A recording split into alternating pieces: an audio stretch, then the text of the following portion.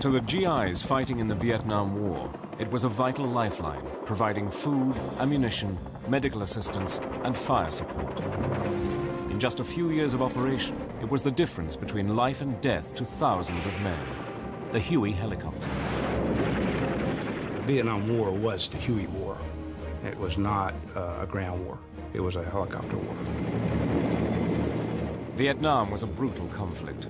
Huey gunships changed US Army tactics and the way modern wars are fought, as their lethal guns wrought havoc on the Viet Cong. They considered us to be the mortal enemy because they'd seen what we'd done to them with those Gatling guns, and they hated us. The Huey not only revolutionized the US Army's thinking, it changed the face of aviation forever. Using rare archive film and color reenactments, Battle Stations goes right inside the Huey helicopter, shows its role in combat and the everyday do-or-die existence of its crews.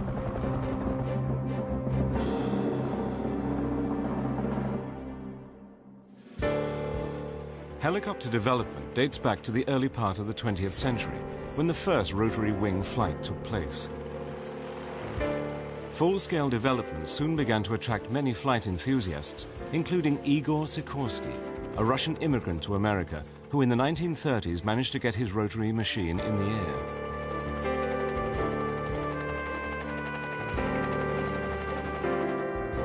At the same time, a brilliant young American engineer, Arthur Young, was also experimenting with rotary wing aircraft. Using models, he discovered that independently hinged blades follow the movement of the mast, and by fitting a stabilizer bar to the mast, the performance improved dramatically. In 1941, Young and another brilliant engineer, Bartram Kelly, took the initiative to demonstrate their new model to Lawrence D. Bell, founder of the Bell Aircraft Company. Two gentlemen, young kids, called and said they'd like to come and talk to him. That was Art Young and Bart Kelly. They had a model helicopter. They plugged in the wall, had a rotor on it, and they could guide the thing, and they landed on Larry Bell's desk. He was absolutely amazed. Larry Bell agreed to build two full-scale prototypes, designated the Model 30. Arthur Young is seen here lifting one off the ground for the first time. The project was centered in an old garage in Gardenville, New York. Here, Floyd Carlson, a Bell test pilot, tested the Model 30 for several months, making various adjustments until it crashed during a test run.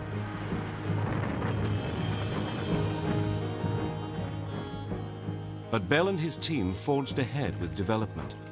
By 1943, an improved second prototype was ready to be tested.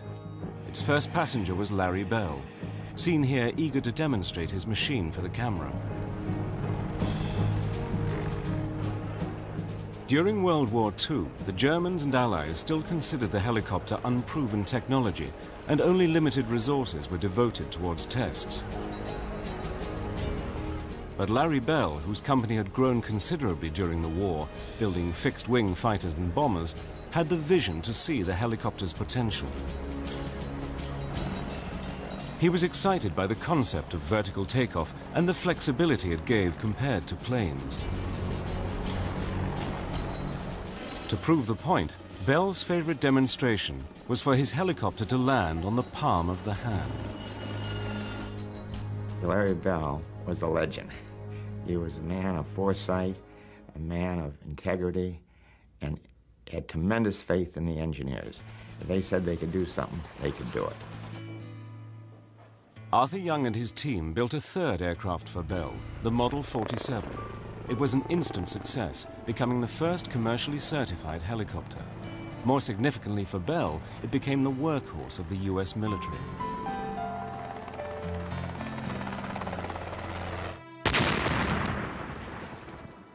The US Army first deployed helicopters in large numbers during the Korean War from 1950 to 1953.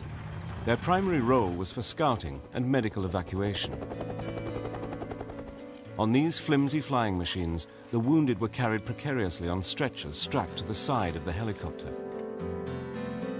It was here that the MASH units, or Mobile Army Surgical Hospitals, would create the first helicopter legends.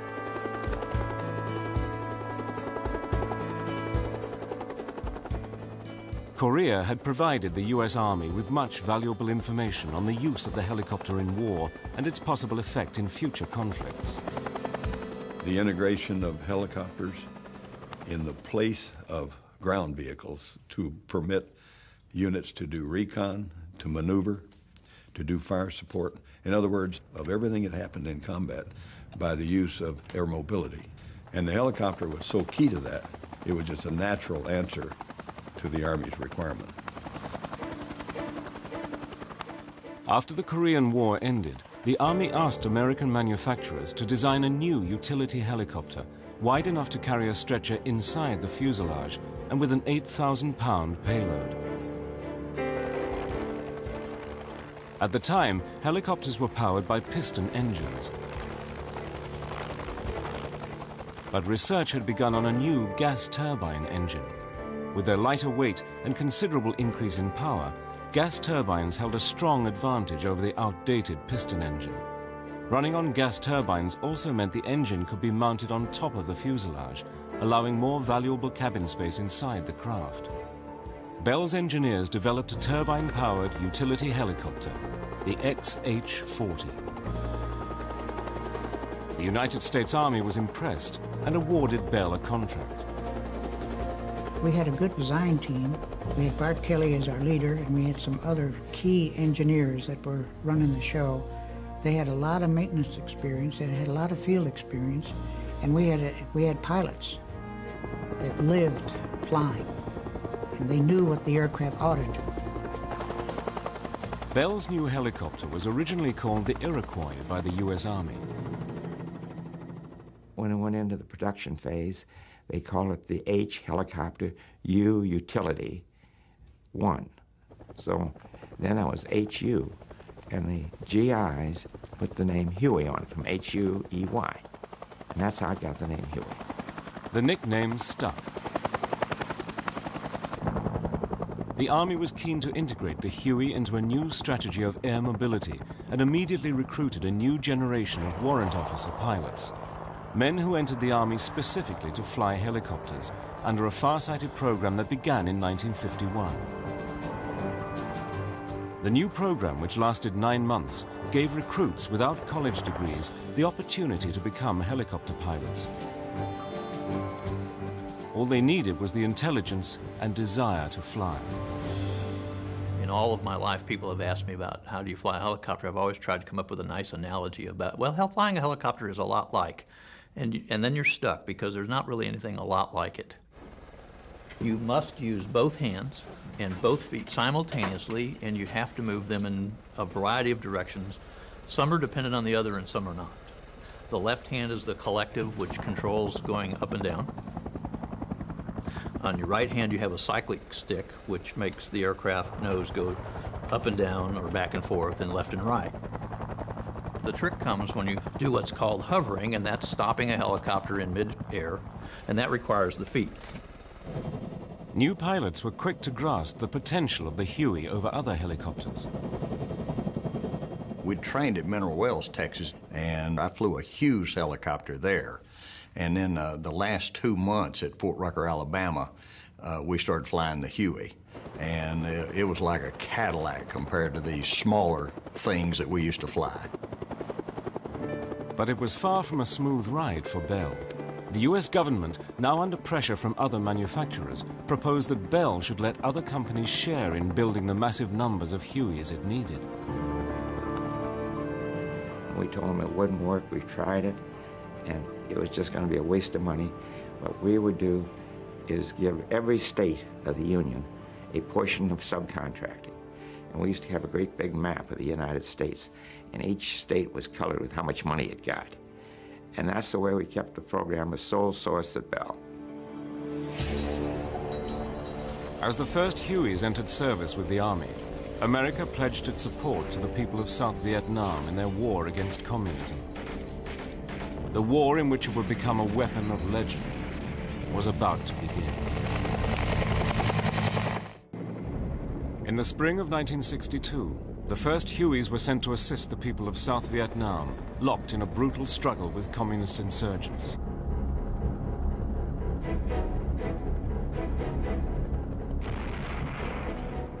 Vietnam had been a French colony until 1954, but when the French were finally driven out after a long war of independence, the victors could not agree on who should rule.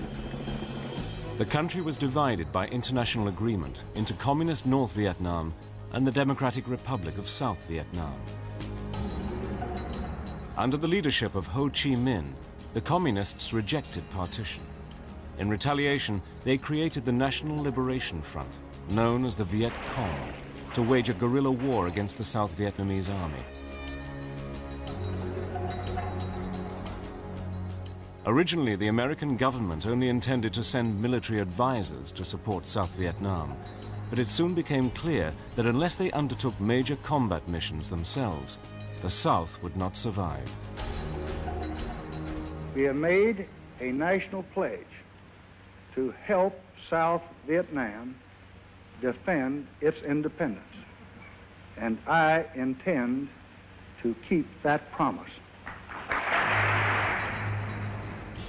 By 1965, large numbers of American combat troops began pouring into South Vietnam. In the capital, Saigon, the Viet Cong retaliated by stepping up their bombing campaign.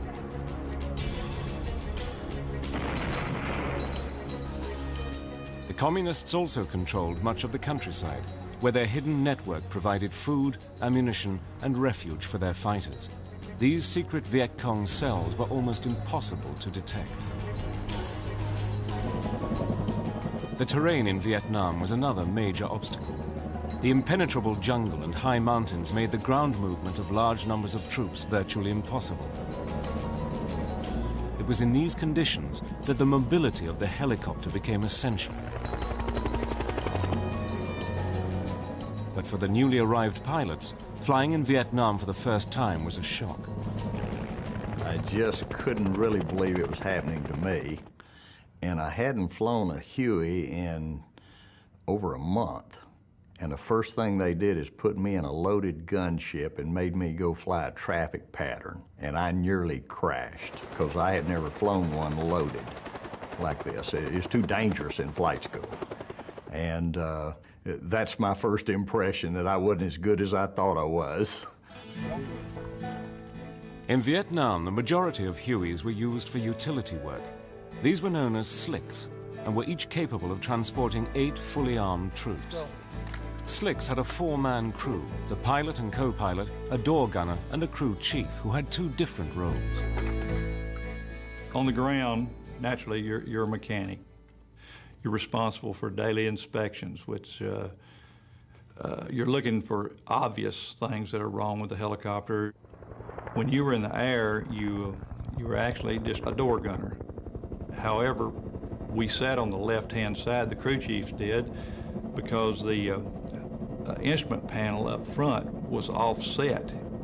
I could look between the pilot's seat from my cubby hole right there at the back, and I could read all the engine instruments and monitor things.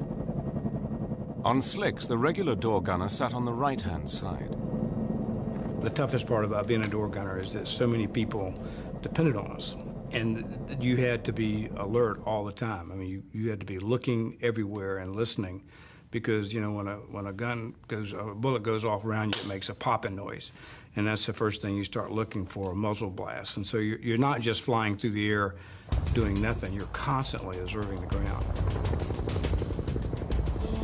The Viet Cong soon learned to aim their automatic weapons at these slow-moving troop transports. With helicopter losses mounting at the landing zones, it became clear the slicks needed more than their own door gunners to suppress enemy fire. The need for an armed gunship to act as escort had become a matter of life or death.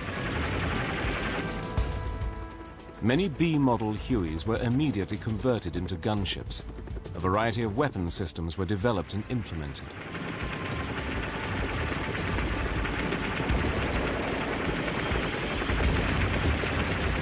door gunners also tried new tactics. Leaning out on the skids, they would fire underneath the gunship. But this soon proved extremely dangerous. They finally gave us some harnesses to wear so we wouldn't fall out of the choppers. So it was the beginning, you know. It was not like nobody had ever done it before, but no one ever been in a combat situation where we had to lean out of a helicopter almost upside down. And I can't tell you the number of times I'd fallen out and they'd pull me up. Eventually, M6 quad machine guns were mounted on a turret and fired by the co-pilot, while some Hueys were armed with the lethal 7.62 minigun, manned by the door gunner that could fire up to 4,000 rounds per minute. On regular missions, an average of 2 Huey gunships escorted a force of 8 slicks. Gunships never carried troops, needing to give all available cabin space to weapons and ammunition. More muscle was also added by incorporating various rocket pod combinations. There were 24 on a pod on one side, 24 on a pod on the other side. When we first got over there, we would try to shoot like 4 at a time. And we didn't have the accuracy with 4. And if you shot all 48, you'd back up 20 feet. And it scared the hell out of you because you feel like you're falling down. But we could shoot 2 at a time with pinpoint accuracy. As the war in Vietnam escalated, many in the US military felt the unique qualities of the Huey could be used to form a well-armed mobile force that could respond rapidly to enemy operations. In July 1965, a new unit, the 1st Air Cavalry Division, equipped with nearly 500 helicopters, arrived in Vietnam to begin the longest tour of duty in American combat history. The Air Cavalry was specifically designed to perform classic cavalry missions, riding quickly to battle, in a helicopter instead of on a horse. They were the only division in the world whose units were trained to work with and depend solely on the helicopter. Tactics were pioneered by the 1st Squadron 9th Cavalry Regiment under the command of the flamboyant Colonel Jim Stockton. John Stockton was an outstanding cavalryman to begin with. Because of the training that he gave the squadron before they deployed, right from the beginning, they were an outstanding unit in combat against the enemy. I personally feel he's the father of air cavalry. When I took over the squadron, I just built upon what he had already trained into the squadron. If you were in the 1st Cav, you were in a special unit. You were making history. You were doing something that no one had ever done before. This wasn't like hitting a beach. This was flying a flying machine that no one had ever fought a war with, and it was a piece of history. I don't ever remember any bad morale, ever. Equipped with Hueys, the Air Cavalry immediately went on the offensive. Their mission, to search out and destroy the enemy. The Huey was our horse. I mean, we rode it right through the war. It took us everywhere we wanted to go. As in the horse cavalry of old, air cavalry commanders were expected to lead from the front. Every troop commander was a pilot. I wanted to be intimately knowledgeable of what was going on the ground, in the LZ as well as around the LZ. I never did see how a commander at any level could be really on top of everything unless he was right in the middle of it. The air cavalry used scout helicopters to search for signs of the enemy. Once contact was made, the well-armed squadron swept out of the sky, destroying the opposition with its massive firepower. We were very lethal. I mean, the BC hated us. They hated us because we could see them and we could blow the hell out of everything we saw. We had enough firepower. In a matter of months, the air cavalry and their battle-ready Hueys had earned a reputation as aggressive fighters. But as the demands of the Vietnam War changed daily and the pressure increased on helicopter crews, the Huey would be forced to take on multiple roles. It was well on its way to going from workhorse to legend. The war in Vietnam was one in which the speed of deployment of men and firepower was vital. By 1966, 500,000 American and 750,000 South Vietnamese were fighting in South Vietnam. the Huey had become a crucial element in the logistic support of these men. In addition to regular combat sorties, the Hueys would also fly ash and trash missions, the routine fetch and carry duties that were part and parcel of supporting US and South Vietnamese forces. Slicks would fly 2 to 3 times as many hours as gunships. When gunships went out, they went out to kill people. We went out every day to do everything imaginable. Literally, you're carrying people and anything that needs to be carried. The demands of war meant Hueys often transported loads that far exceeded their normal weight limitations. The flying skills of the pilots were pushed to the limit. We load them till they would not hover. And we used the springs in the skids to a lot of times just pick it up as you were sliding, get it up about 1.5 feet and then drop it. And bang it, and you'd use the recoil off the skids to pop it into the air. The damp, tropical climate of Vietnam often hampered ground support of the helicopter fleets. The highly trained ground crews sweltered in the heat of summer and endured the cold downpours of the seasonal monsoon rains. Rotor blades had to be constantly changed, their surfaces eroded by the sandblasting from fine dust during takeoffs.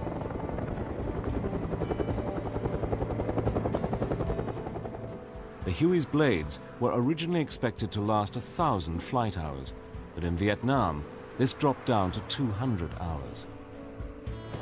The combination of the climate and the demands of war caused heavy wear and tear on the Hueys. Every 25 flying hours, they would go into maintenance for a pretty basic inspection. And if you're flying a lot, that's about every 3rd day. At 100 hours, it was a periodic inspection that was much more thorough. And every 300 hours, the engine had to be overhauled. To keep the weight down, the Huey was made of light materials, which made it vulnerable to small arms fire. A helicopter is made of aluminum and plexiglass. The aluminum is so thin that you could shoot through it with a .22 caliber bullet. We wore an armored plate on our chest, and we were sitting in armored seats, but your lower half of your body is totally exposed. Your entire head is exposed, and then there's parts hanging out, of course, that are exposed. Being hit by enemy fire was a constant threat on every mission. In case the pilot and co-pilot got shot, there's a red handle down at the back of their seats that we can pull, and whichever one we need to roll out of the seat literally falls back. We can pull the body out, jump in there, fold the seat up, and fly it. Hueys were one of the biggest threats to the communists, and every opportunity was taken to shoot them down. But it wasn't crashing that the Huey pilots feared. It was the Viet Cong. The instructions were to kill all helicopter pilots. There was a $25,000 gold reward on any helicopter pilot, and they wanted them dead. We did so much damage to them. They considered us to be the mortal enemy because they'd seen what we'd done to them with those Gatling guns.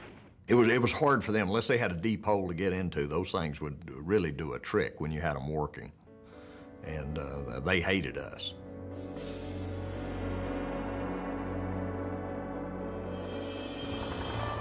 In addition to the myriad of roles taken on by the Huey, it was also designed to be a medical evacuation helicopter. The medevac missions were known as dust-off by the troops. Dust-off units were autonomous and consisted of 6 Hueys working within a specific geographical area.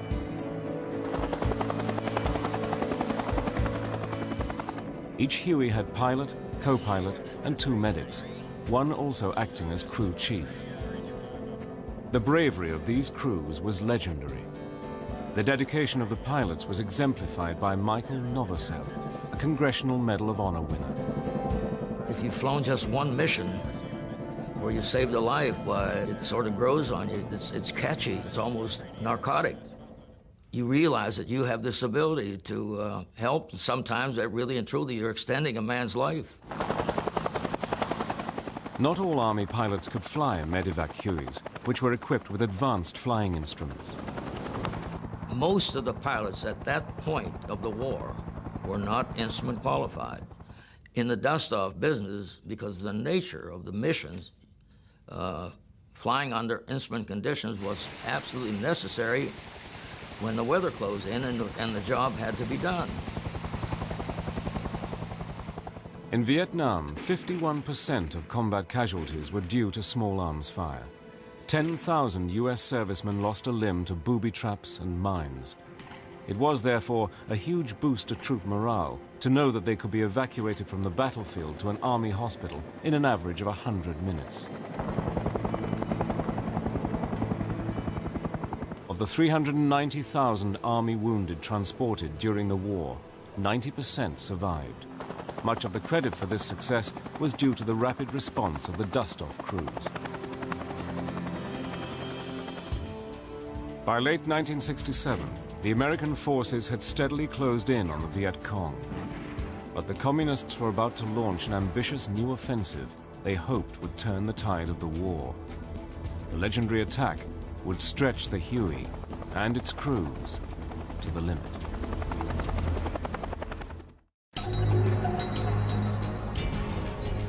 Early 1968, the Communists were preparing to launch a major offensive against South Vietnam that would provide the greatest challenge to the Huey and its crews to date.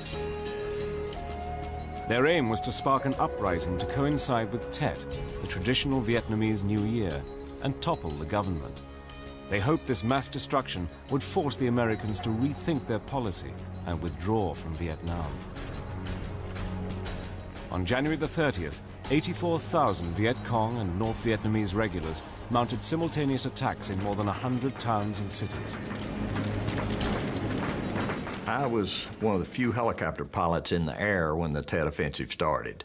And we'd been up on a Firefly mission, 2 gunships and a slick with about 12 landing lights hooked up to shine down on the river and catch their sampans as they moved supplies through.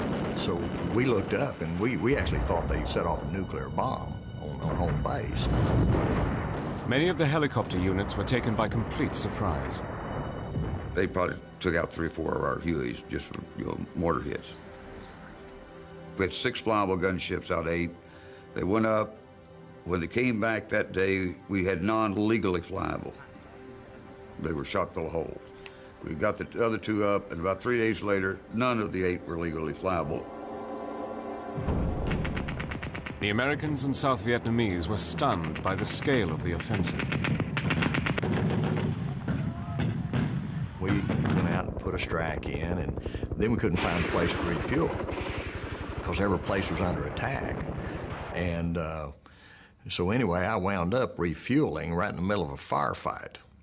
And they actually quit shooting as I landed on this runway, and we just put in enough to knock the fuel light off. The Tet Offensive was the first time the US forces fought large numbers of North Vietnamese and Viet Cong in face-to-face combat. In the cities and in the countryside, every inch of ground was bitterly contested. Casualties on both sides mounted. Huey crews were pushed to the limit as they flew double their usual number of missions. There was no front line in Vietnam, and the Allies used their superior air mobility to transport reinforcements to the numerous battles raging around the country. Although Tet was a great propaganda coup for the Viet Cong, they suffered massive losses as a consequence. 32,000 were killed in the first 2 weeks, against 3,000 South Vietnamese and 1,000 Americans. The Tet Offensive revealed how vital air mobility was to American strategy. Without the Huey, the speedy movement of troops around Vietnam's treacherous terrain would have been impossible. The Huey was to remain the key element in all future campaigns, American commanders realized cohesive action by aircrew and helicopter-borne infantry on combat assaults was essential if the communist forces were to be contained.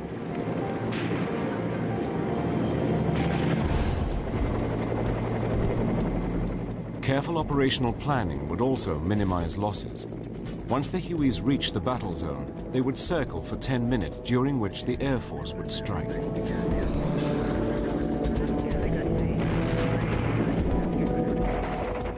The gunships would then unleash their weapons into enemy positions near the landing zone.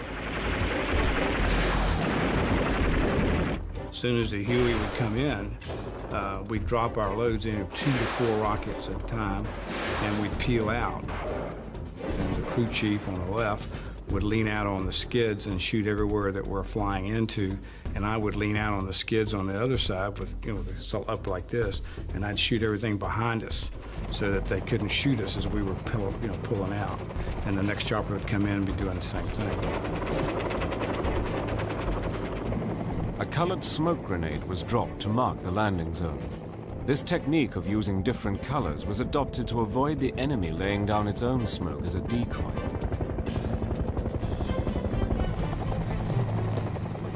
Slicks descended in a stepped formation, each one at about 45 degrees to the side and rear of the leader, high enough to avoid rotor wash. When you're going into an LZ, it's unbelievable how the turbulence works. In other words, to put a helicopter down on the ground, you have to have an air cushion. And when the turbulence is churning off the helicopters in front of you, it blows the cushion out from under you, and it's like a controlled crash. And you best know what you're doing, or you're fixing to bang it into the rice paddies. As the Hueys flew in, the Viet Cong concentrated their fire on the approaching helicopters. You are under anti-aircraft cannon at high level, and at low level, you are under AK-47. And when you land on the landing zone, you are under artillery or mortar fire. That's a 3-layer of fire you encounter, and it is very dangerous. And that is the sitting target for the enemy. The confusion that just reigns supreme in a person's mind during your first combat assault is just beyond description. There are bombs going off, rockets going off, there are gunships flying by, the M60s start chattering, the ground is burning, people on board there's a murmuring you can hear in back, you know they're excited about the landing. And it's just so much total confusion and total chaos, and I don't think there's any type of training that can really prepare you for that. The first troops on the ground secured the landing zone, while the Slicks departed for the refueling points to await orders for their return. If necessary, the gunships would continue to support the ground troops. The sheer ferocity of combat in Vietnam meant little quarter was given or expected.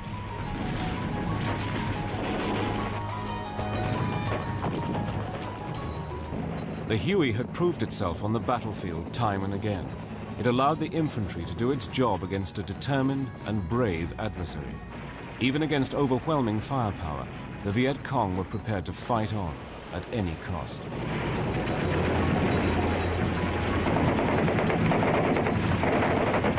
A lot of people looked at them as gooks in pajamas.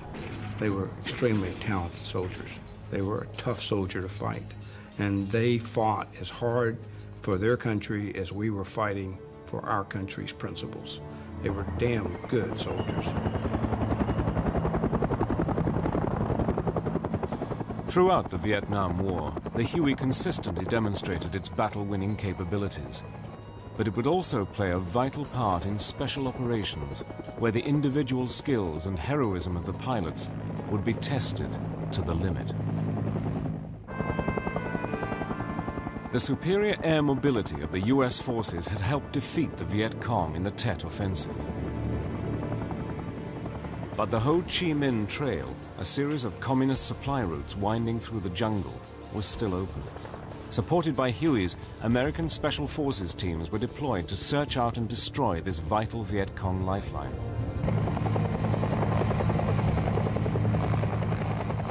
sometimes we would just insert an American Special Forces unit. A lot of times their mission was to interdict traffic along the Ho Chi Minh Trail, to put sensors out, sometimes to kidnap a North Vietnamese officer to gain intelligence and to take captives. When landings were impossible, Special Forces units such as the Green Berets or Rangers would parachute into action. Sometimes they would swing down on 120-foot ropes in a technique known as rappelling.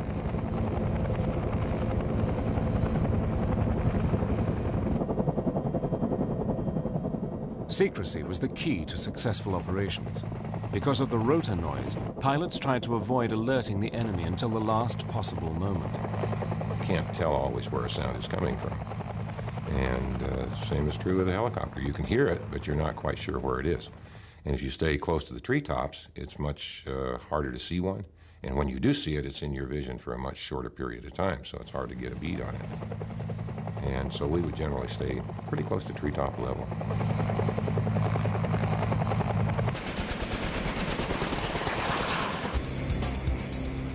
The U.S. Navy also began to fly a special squadron of Hueys, nicknamed the Sea Wolves.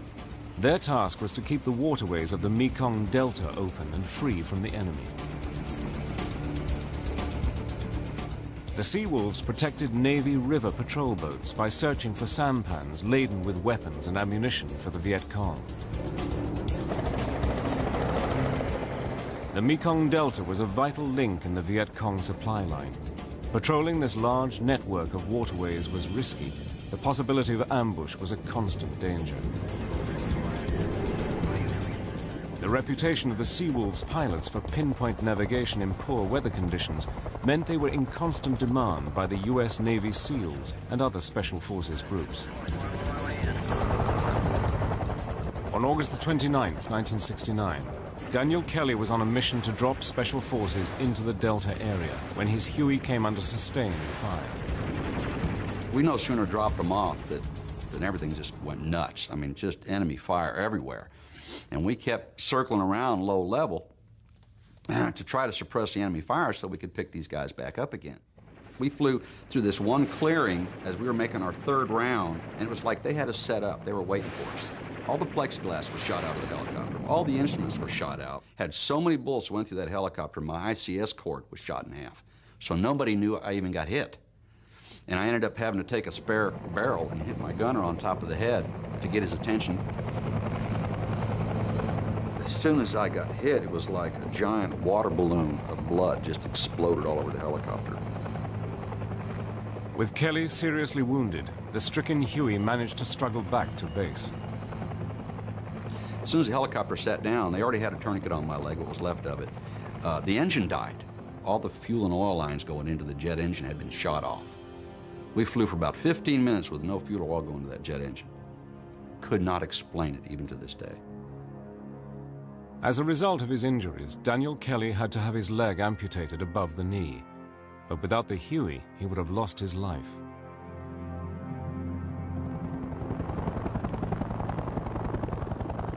The robustness of the Huey and courage of its crews continued to save lives throughout the war.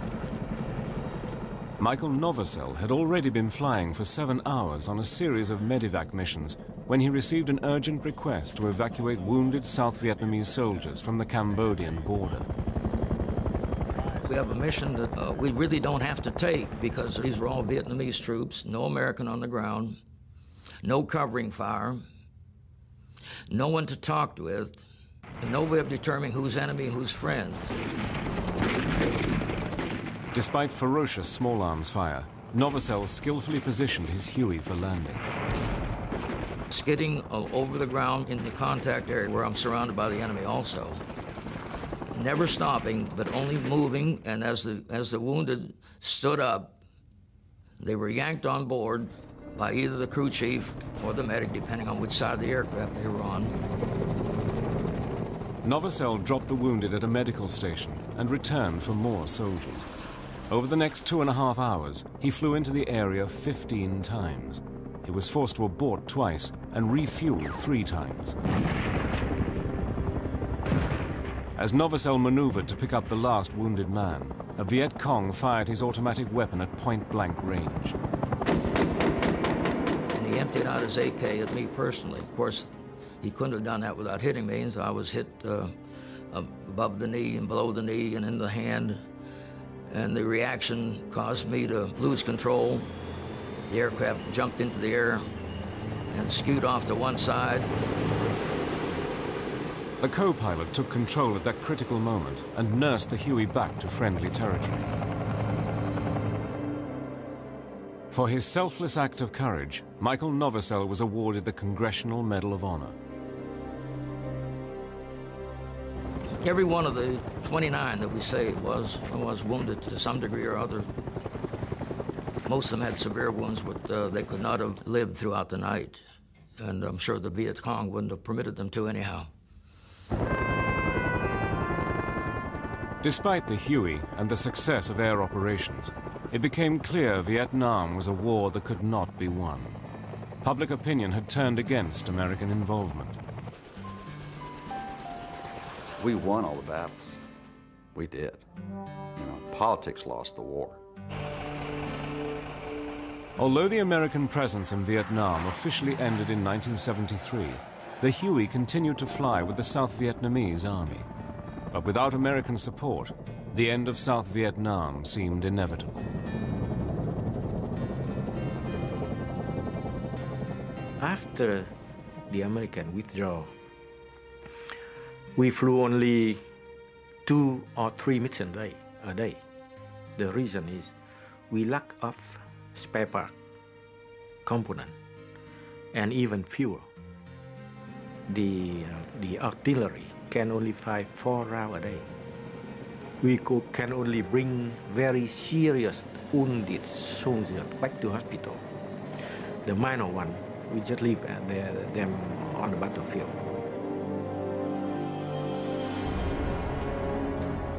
In April 1975, South Vietnam finally fell to the victorious communists. The long and bitter conflict was finally over.